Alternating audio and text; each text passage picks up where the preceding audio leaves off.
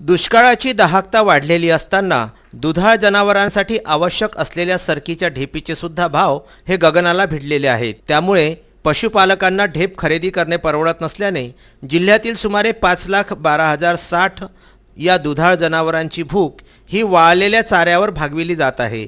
परिणामी दुग्ध व्यवसायाला फटका बसत आहे। दुधाळ जनावरांच्या खाद्याकडे विशेष लक्ष दिल्यास दूध वाढविण्यासाठी मोठा फायदा होऊ शकतो। त्यामध्ये प्रथिनेयुक्त खाद्य जर त्यांना मिळाले तर गायींचे म्हशींचे आरोग्य सुदृढ राहते। परंतु सध्या दुष्काळी परिस्थितीमुळे प्रथिनेयुक्त खाद्य किंवा हिरवा चारा मिळणे हे दुरापास्त झाले आहे। त्यातही वेगवेगळ्या खाद्याचे भाव हे मोठ्या प्रमाणामध्ये वाढलेले आहेत। हे दर पशुधन पालकांना परवडणारे नाहीत। जिल्ह्याची दुष्काळी स्थिती असल्याने याचा फटका हा पशुधनाला सुद्धा अधिक प्रमाणामध्ये बसत आहे। दुष्काळी परिस्थितीमध्ये लहान पशुधनाला प्रतिदिवस 20 लिटर साधारणपणे पिण्यास पाणी तर 3 किलो चारा आणि मोठ्या पशुला 40 लिटर पाणी आणि 6 किलो चारा लागत असल्याचे पशुसंवर्धन विभागाचे अधिकाऱ्यांनी सांगितले। या वर्षीच्या तीव्र उन्हाळ्याने विहीर व बोअरचे पाणी आटल्याने हिरव्या चाऱ्यांचे उत्पादन घेणे कठीण झाले आहे।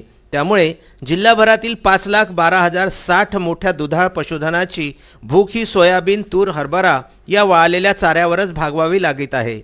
किरकोळ ठिकाणीच हिरवा मका, बहुवार्षिक थोंब्याचा चारा पशुधनाला टाकला जात आहे। सध्या वाळलेला चाराच हा पशुधनासाठी वरदान ठरत आहे। ही अवस्था दुधाळ जनावरांची आहे। मात्र जंगली जनावरांच्या बाबतीत जर विचार करायचा झाला तर जंगलातील पशु आणि पक्षी यांना वाळलेला चारा सुद्धा मिळणे कठीण झालेले आहे। त्यामुळे ते काही प्रमाणात का होईना हळूहळू शहराकडे कूच करीत आहेत। VCN bureau, Amravati.